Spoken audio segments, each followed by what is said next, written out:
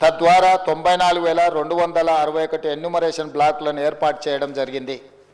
ప్రతి ఎన్యూమరేషన్ బ్లాక్కి ఒక ఎన్యూమరేటర్ను మరియు ప్రతి 10 మంది ఎన్యూమరేటర్లకు పర్యవేక్షించడానికి ఒక సూపర్వైజర్ను నియమించడం జరిగింది.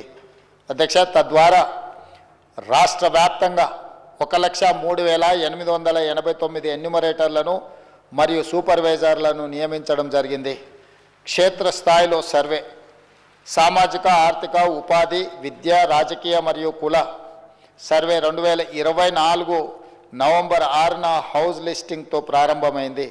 మొదటి దశలో హౌస్ లిస్టింగ్ 6 నవంబర్ నుండి 8 నవంబర్ 2024 వరకు 3 రోజుల పాటు నిర్వహించబడింది. అసలైన సర్వే 9 నవంబర్ 2024 నుండి గౌరవ తెలంగాణ గవర్నర్తో ప్రారంభమైంది.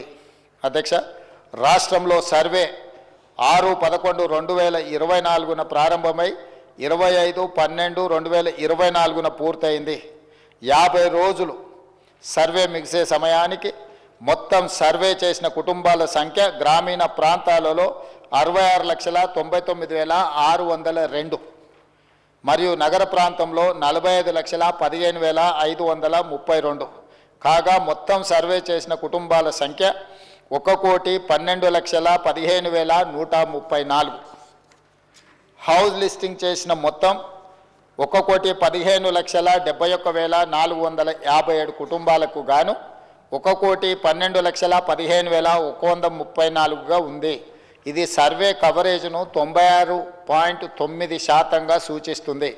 ఇతర కారణాల వల్ల సర్వే చేయని కుటుంబాల మొత్తం సంఖ్య 3,56,229.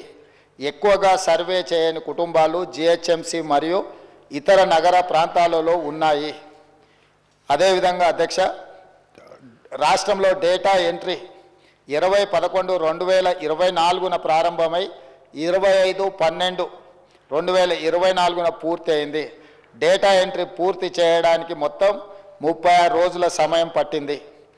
2024 ఫిబ్రవరి 4న మంత్రిమండలి తీసుకున్న నిర్ణయానికి అనుకూలంగా సర్వే అన్ని అంశాల్లో 1 సంవత్సరం లోపు విజయవంతంగా పూర్తి చేయబడింది.